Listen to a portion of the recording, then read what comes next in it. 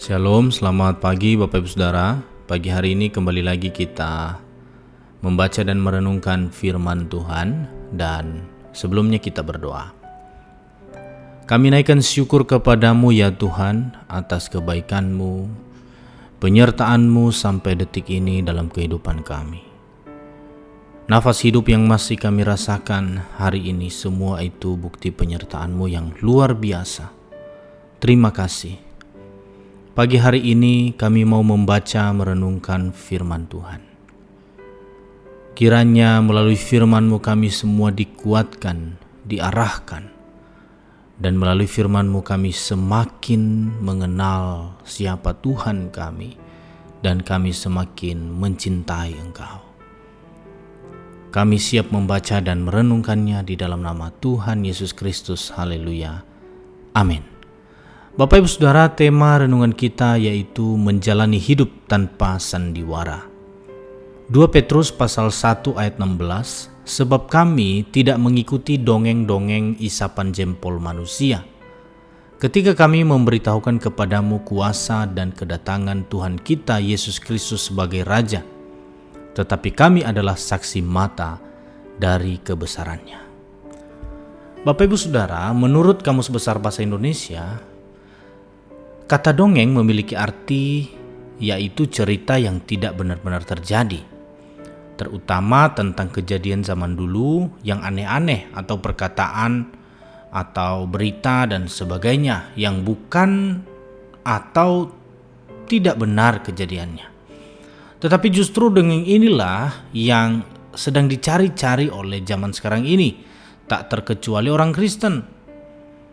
Di dalam 2 Timotius pasal 4 ayat 4 mengatakan mereka akan memalingkan telinganya dari kebenaran dan membukanya bagi dongeng. Mereka seringkali lebih menyukai khotbah ringan yang menina-bobokan, khotbah yang bisa membuat tertawa lepas, khotbah yang menghibur.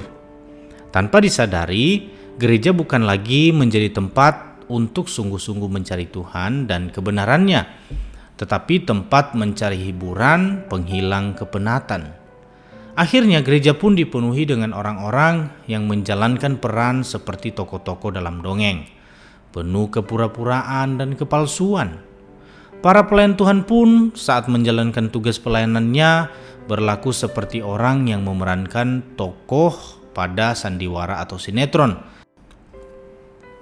menjalankan karakter yang berbeda dari aslinya, berlaku seperti malaikat dengan tutur kata yang santun dan tampak rohani.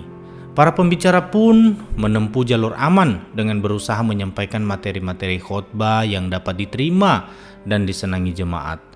Banyak orang tidak suka dengan firman Tuhan keras yang berisikan teguran dan pertobatan karena dianggap menghalangi untuk menikmati kesenangan dagingnya. Ini adalah jebakan iblis, Bapak Ibu Saudara.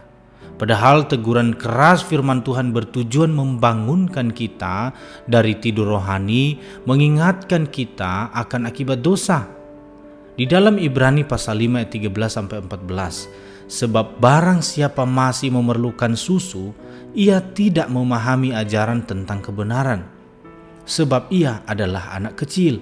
Tetapi makanan keras adalah untuk orang-orang dewasa yang karena mempunyai panca indera yang terlatih untuk membedakan yang baik daripada yang jahat. Saudara-saudara yang dikasihi Tuhan, dunia ini sedang lenyap dengan segala keinginannya, tetapi orang yang melakukan kehendak Tuhan tetap hidup selama-lamanya. 1 Yohanes pasal 2 ayat 17. Saudara-saudara yang dikasihi Tuhan, mari kita terus melakukan kebenaran firman Tuhan. Kita hidup bukan berdasarkan dongeng-dongeng manusia, tetapi kita hidup berdasarkan firman Allah. Mari kita berdoa. Terima kasih untuk firman-Mu ya Tuhan. Tuhan, tolong kami untuk kami dapat melakukan kebenaran-Mu sehingga hidup kami semakin berkenan kepada Tuhan. Kami serahkan kehidupan kami sepanjang hari ini dalam berbagai aktivitas kami. Kiranya Tuhan sertai dan tuntun setiap langkah kami. Dalam nama Tuhan Yesus Kristus kami berdoa dan bersyukur. Haleluya. Amin.